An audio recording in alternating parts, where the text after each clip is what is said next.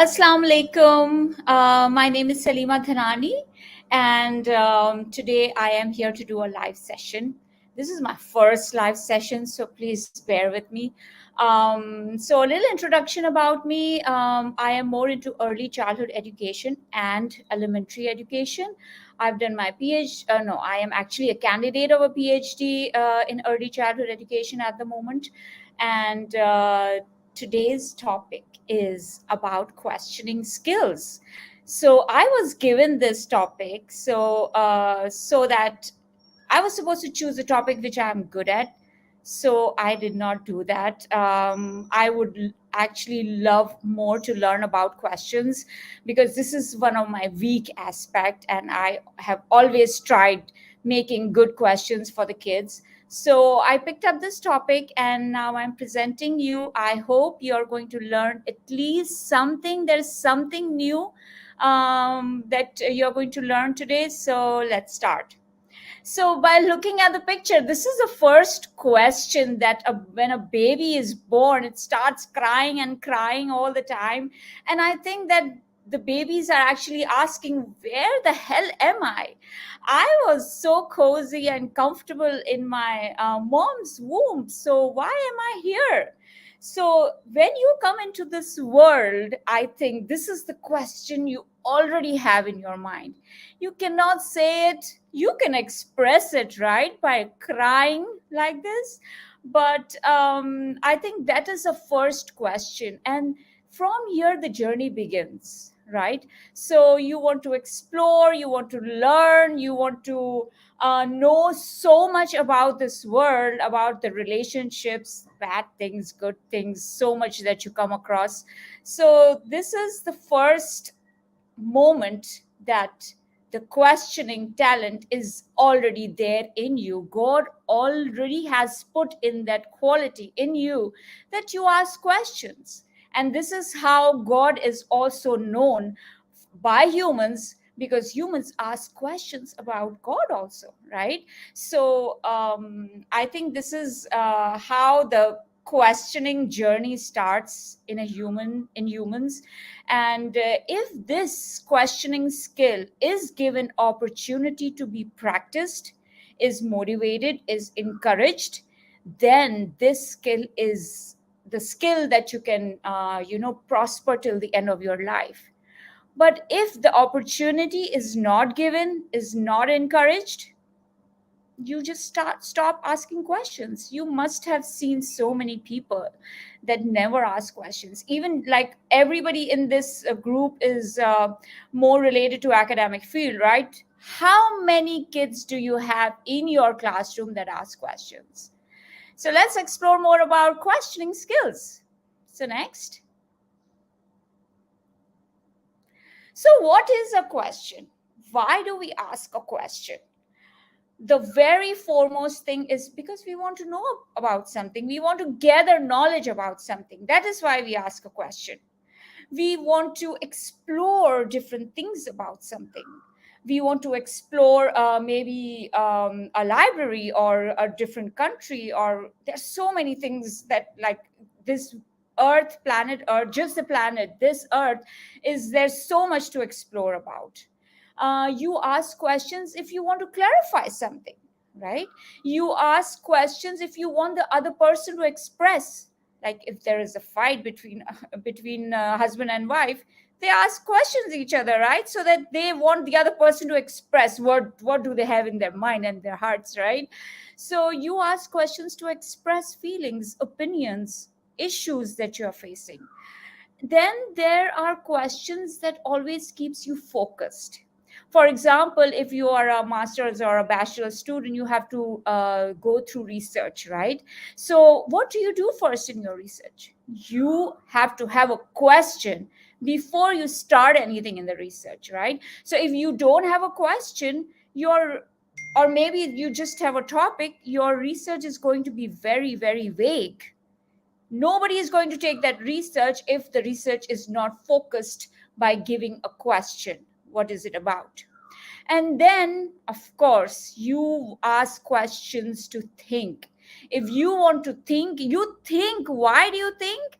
Because there is a question in your mind, right? If you want to make a child to think about something, you have to ask a question to them. This is how thinking builds, thinking starts, and it goes beyond. And then last, you ask questions to assess. You ask questions to assess a child. Maybe is the understanding is achieved, are the objectives achieved?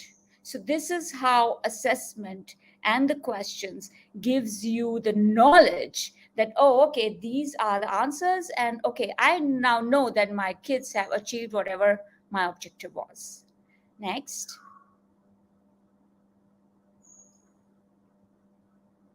Next. Okay, I'm gonna send her a message.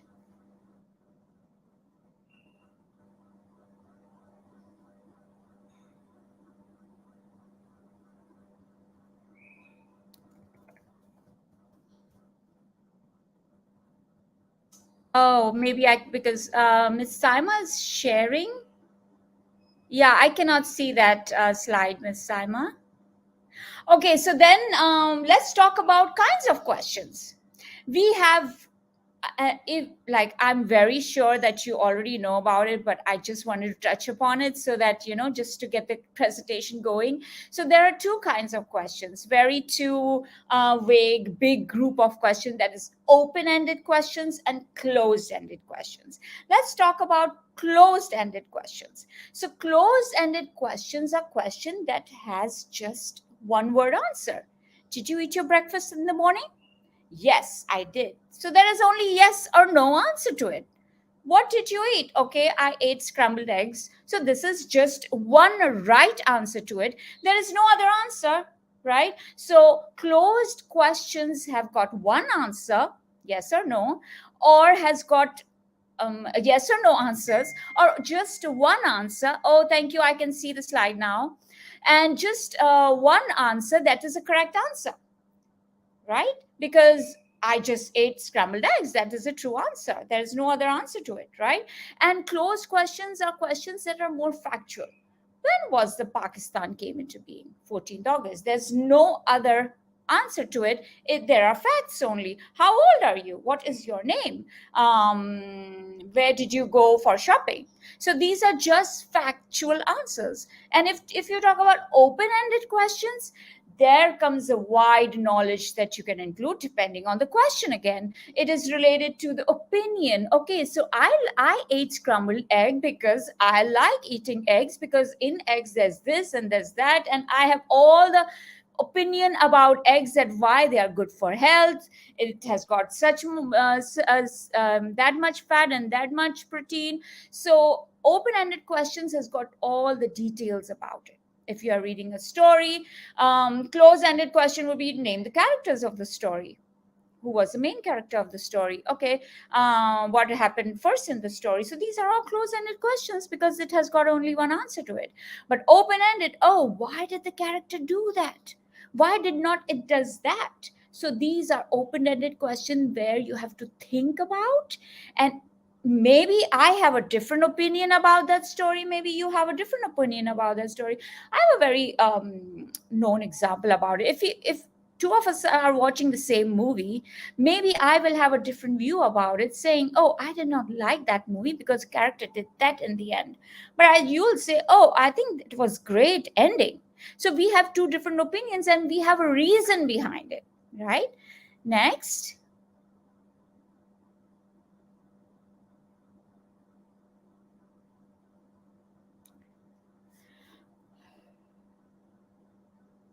Okay, so okay, so there's same issue. So let me just open my PowerPoint on my, okay. So next that I would like to talk about is different kinds of questions again, but now we are going to go a little bit more detail into it. So the first one that I would like to discuss is the leading questions.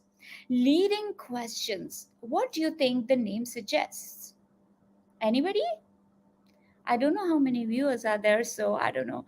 Okay, so leading questions are the questions that are leading to something. if you want somebody to think about something the way you want to think, him to think or her to think, you're going to ask a leading question. For example, she is so jealous, don't you think? So I am leading you by already giving my opinion that she is very jealous of me. Don't you also think the same thing? Oh, yes, I think she's very jealous of you. So this is a leading question where already I have given my opinion and I'm just getting a yes or no answer from you. So this will be a kind of a closed question, right? Probing questions. What are probing questions? That probes somebody to do something. For example, I will tell my friend, oh, you know what? Should I order a pizza for dinner? Let's have a pizza.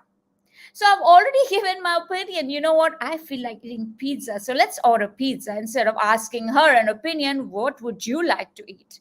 Right? So I'm just probing her. Okay, you know what? Let's eat pizza. But again, probing questions can be questions that you can ask for more detail to it, right? Okay, why do you want to eat pizza and not pasta? That's right, Tahira. You that requires particular answer that maybe you already know the answer to, right? So you are not interested in other person's answer. You are just telling the person, okay, I want this, so let's just do it. Okay, then rhetorical questions. Rhetorical questions are actually not questions. Why? Because these are just the statements that you change it into a question. For example, wasn't that a great movie? So I am telling that person that this was a great movie. I'm just asking you, oh, wasn't that a great movie? I'm not asking you that, did you like the movie? What did you like about it? I just told you, wasn't that a great movie? And you say yes or no. So it's again a close ended questions. Alternative question, again, you don't have much to say in that as well, because in the question two choices are given, plan A, plan B. What would you like to choose? So maybe if you are giving an alternative question to a child, for example, would you like to play with the blocks or would you like to do a puzzle? So in both the cases you are at benefit. Why? Because you want the child to pick any one of them, right?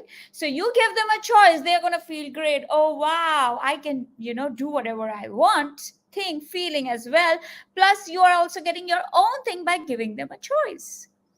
Then we have funnel questions. So I have a very weird example about it. I hope you like it. I hope you understand it. But I think that's a little bit funny also.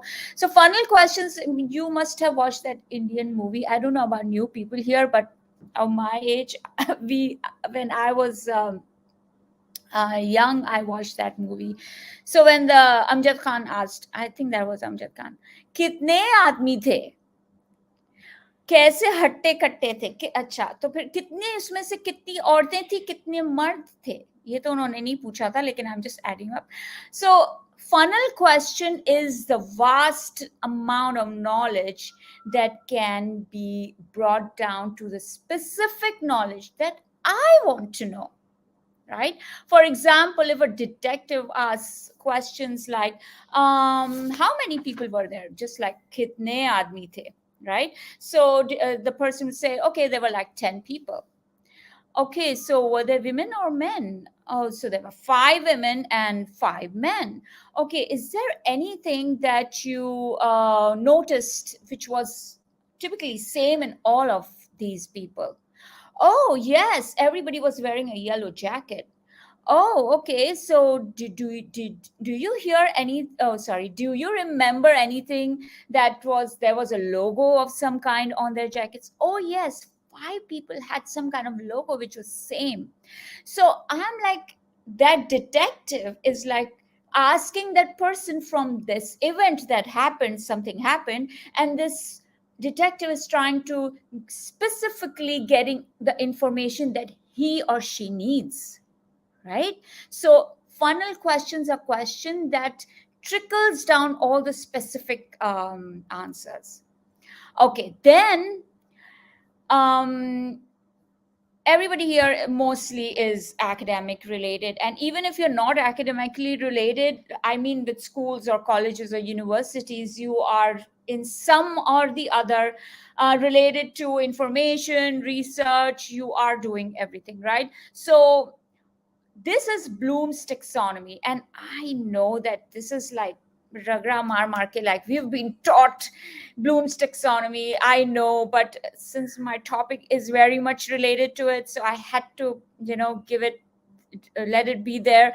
So if it is a repetition of the information, I'm really sorry about that. So Bloom's taxonomy, you can see this starting from remember and going up to understanding, applying, analyzing, evaluating, and creating. And the way we design as teachers, our questions are very much related to these levels of understandings. So, and it is very much also connected with cognitive, where the child has to think about the answers.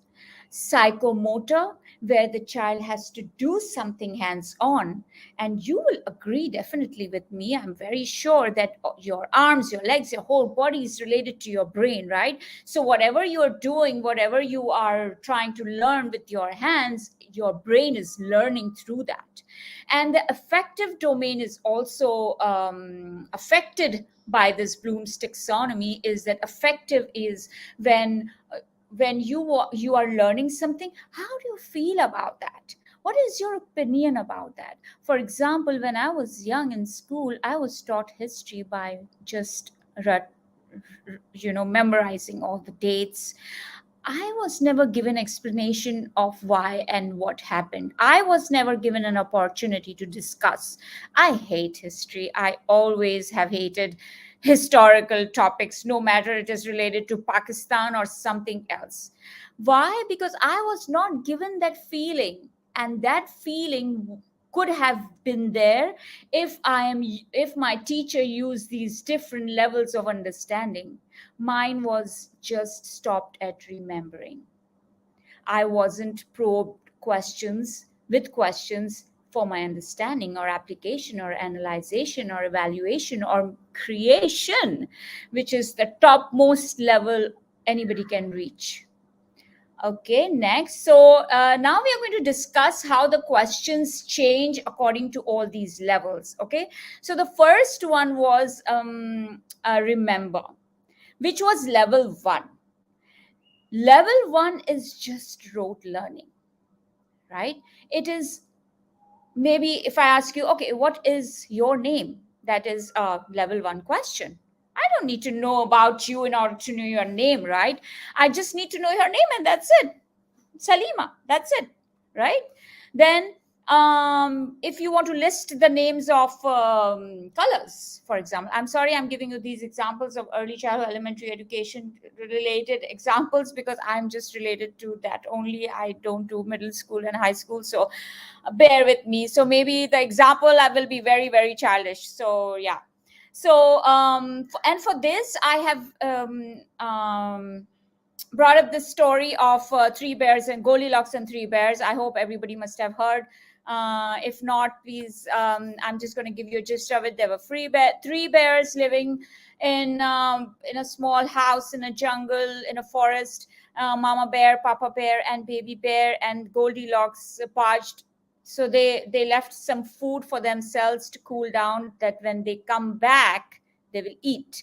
And but Goldilocks came in. She tried food, she tried their chairs, she tried their beds, but some things broke off, and when they came back into their house, Goldilocks ran away. So that was the story. Okay, so we are talking about level one questions. So now this level of questions, so if you're telling the story to a child, and let me tell you, this story can be used also for adults, depending on the kind of questions you are asking. And let me tell you this also, that if you are talking to a kindergarten child, it doesn't mean that you cannot ask them higher order questions, which are level 3, 4, and 5. You can. Okay, so let's talk about it. So level 1 question is recall question. Okay, how many characters were there in the story? What was the name of the main character? How many bears were there? What was the color of the dress that Goldilocks was wearing? Or there are few questions that I've written down here. How many bears were in the story? We found who found Goldilocks? So these are all the questions that was heard from the story, okay, or seen in the story or read in the story, but these are all just memorization. It doesn't need any explanation, no compare and contrast scenarios, no what was the problem of the story, nothing like that. So change, please. Now we will go over to level 2.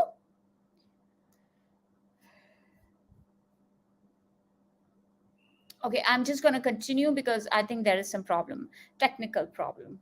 Okay, so level 2 is comprehension question. And if you look at the Bloom's taxonomy diagram, it is known as understanding. Okay, so comprehension question is when you ask for understanding. Okay, everybody will agree with me that understanding is very important. So do you think that memorization is not important? No, it is important. Level 1 questions are important, but in the beginning, they are very important, because if the child doesn't know the story, they will not be able to comprehend what is in the story. They have to know the characters, what happened in the beginning, what happened in the middle, and what happened in the end. So the comprehension question is when they have to explain about the story, when they have to summarize the story, when they have to describe the story, and when they have to understand the story, why happened whatever happened. What do you think that could happen next? So maybe when I'm reading the story to them, okay, she was waiting outside for them to leave the house, Goldilocks that is. So what will happen next? Do you think she will go inside the house or she will not? So this kind of question that the child can then start to think.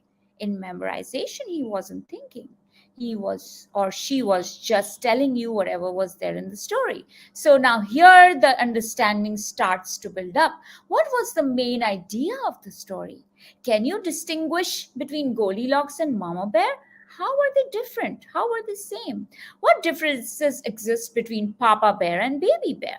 So these are very much related to the story, but the answers are not actually in the story.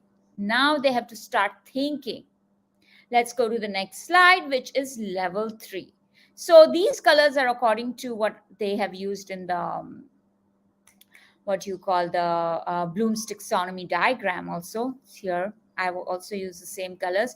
And if you notice, the third level has like bluish greenish color, which is between middle level between level 2 and level 4. That is why it's got a bluish luminance. This is just art related thing, I'm just saying it. Okay, so level 3 is application.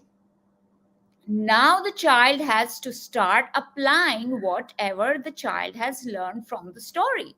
And the child is not going to start applying just like that. The questions are going to help him or her start applying, because now whatever, every story has a problem, right? And then the solution. So maybe the same problem is given to him, and okay, how will you solve the problem if you came across the same problem? And how will you relate that problem to your life? Have you come across the same kind of problem in your life, or your friend, or some of your relative? How will you apply the same problem into the solution? How will you change it into a solution? So this is where you are like trying to go towards level 4. So there is a very thin line between level 3 and level 4, because they are kind of like connected, because understanding has been built through level 2 questions. So now you're asking them level 3 questions. And you can also ask, like, what questions would you ask Goldilocks? Like, in order to understand the character even more, you will ask them, right? Why did you go inside the bear's house? What was the problem? Why didn't you have food? Why were you alone in the forest? right? So that this kind of information is not there in the story, but the child can be asked, or maybe the child can ask the same question to the teacher, so that there is a discussion with opinions that they can discuss amongst themselves. Let's go to level 4, which is analysis. So now the fourth level is analysis. Okay, yes, that's the one.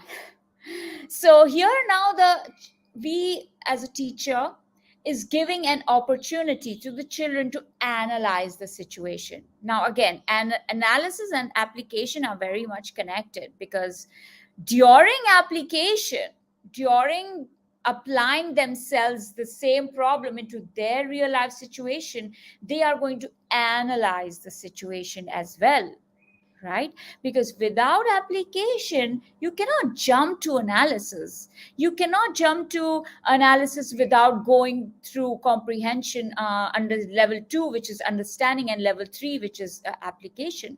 You cannot jump like that. You have to go step by step for a complete understanding, and to go over to reach the top, which is to create something. So for analysis, when you compare and contrast, maybe there is some other story which is kind of like same, and what is same in both the stories, what is different in both the stories. So how are the two characters same, or how are they different? So this analysis will lead you to then the next level that we are going to talk about in few seconds. So okay, we can go back to the same slide, because I want to read the questions. Okay, thank you so much. Yes, analysis. So, for example, the questions: how was this similar to any other stories you have read? Analyze Goldilocks' reaction when she was discovered by the bears. So, if you come across the same situation, if you are caught up, what are you going to do? How are you going to react? Or how did the bears react? How can they could have reacted differently? So, what are some of the problems of the story? Okay. And what were some of the motives behind Goldilocks entering the house? Why did she do that? Okay. Let's go to the next one, evaluation, which is second last level of Bloom's taxonomy. And let me tell you, if you are able to help the child to even reach to the fourth level, you have done your job, because the rest is on its own. So the level 5 evaluation, where you are evaluating, you're trying to assess something. Which choice is good, this one or that one? Which talcum powder is good for me? Is it which one is cheap, this one or that one? Which one is good for my skin?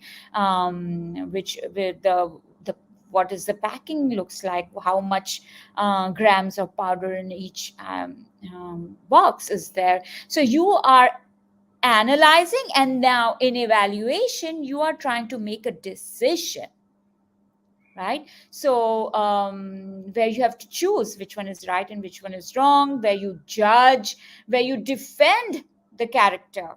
If you are into trouble, you are going to defend, right? And if somebody else is defending, you are going to evaluate what all are they talking about in order to know if that person is right or wrong. Can you defend your position on Goldilocks breaking into Bear's home? Do you think the ending is good or bad? Why or why not? So now you're evaluating the story. Now you're evaluating about, was the movie good or bad? Why or why not? How would you have handled the situation if Goldilocks slept in your bed? How would you feel if Goldilocks broke into your house? So the questions are kind of, related, but let me tell you, all these levels are very much connected to each other. Okay, let's go to the last level, which is creation, which is level 6. So now here you are going to give the child an opportunity to construct something. Maybe make a story, very much related to Goldilocks. May write the same story, but make the characters different. For example, I've just put up here, so instead of 3 bears, let's put 3 fish, right? So to develop something, you make something by first remembering it, then understanding it, then applying it, then and analyzing it, evaluating it. Now you are ready to create something new by writing a story about something. Now you know the main components of the story. Okay, this is how the setting is to be written. This is how the characters has to be related. This is how the problem needs to be created. And in that only, it means you're inventing something. So I am done with all the levels, but if you have to keep few points in mind now. So if you are asking a question to a child, please give them time to answer. Don't just say, okay, ask a question and all the children raise their hand at the same moment. Please give them some time to first. So what I do in my classroom, I ask a question. Okay, who were the characters in the story? Okay, so it's thinking time. Let's think. So let them think, and you can model the thinking. Oh, thinking, because let the child know that this is the brain that you think with. So you can model yourself thinking so that the child can go, oh, I'm thinking. So give them at least a minute or two to think before they blurt out. Otherwise, they love to answer, I know. But if you will give them few seconds to think, answers will be much better, let me tell you. Okay, so if you are creating great questions, but if you're not a good listener to the answers that you're getting, no use of that as well then. So please be a good listener. Whoever you are asking, you have to be carefully listening to what opinion, feelings, application, judgments that they have made and why they have made. So if you're not listening, your body language will tell the child that you don't care. So please, your body language is very important, and how much you care about it. It doesn't have to be a correct answer. I always tell my children nobody is right or wrong in my classroom. So if you will give me wrong answer, that is even great. Why? Because this is how we are going to learn. Okay, so next slide, please. Okay, I think, yeah, I am going on. Okay, so so the thing is, we need these slides now, because I am going to ask people. I don't know how many people are there, Saima, watching me, but I have made a tiny quiz just to engage people into my Miss Salima's presentation. So let's ask questions, and if nobody is there, maybe Miss Saima can just answer me, or I'll just answer. Okay, so the first one is, what level of Bloom's taxonomy is demonstrated by a student when the student is explaining the main idea of the story? Is it understanding, applying, remembering, or evaluating? I have to take out my answers in order to know that. Yes, anybody? Understanding. Yes, good job. Let's go to the next one. What level of Bloom's taxonomy is demonstrated by students when they're discussing the concept? And one student saying, oh, that is so cool. So maybe you can choose two. Yes, understanding, that's right, when they are discussing. And if the child is saying that's cool, it's evaluating. So, but the first one was correct. Okay, let's go to the next one. Saima needs to develop a website for her computer technology class. What level of Bloom's taxonomy is demonstrated by this assignment? What do you think? Understanding, analyzing, creating, or remembering? Creating! Yes! Creating is the correct answer. I think we have two more.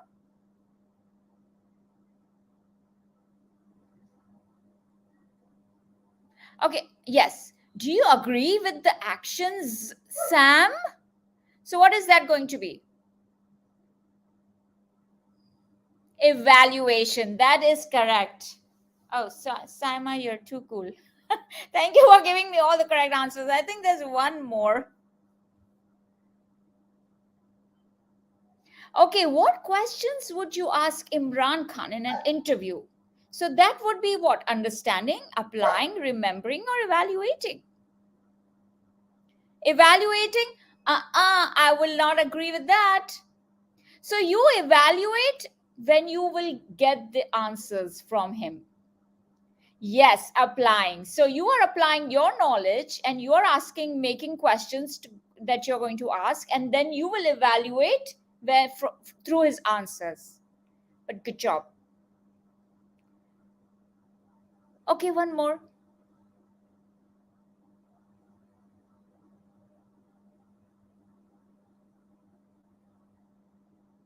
That's right, evaluation after you get the answers. Okay, defend the actions of the main character. Now you're defending. So is it just understanding, analyzing, creating, or remembering?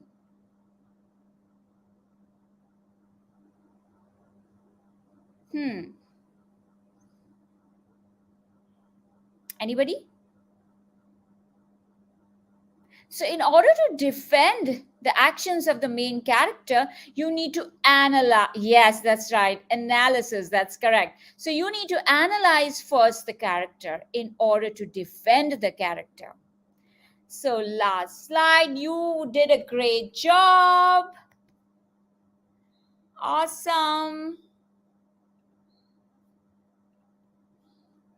So I am done with my presentation. I know there would be so much that you have already heard because Bloom's taxonomy is like that's how we start the education field. So, but thank you so much for listening to me, and yeah, that's all. Thank you. I hope you liked my presentation and you had a good time. Bye.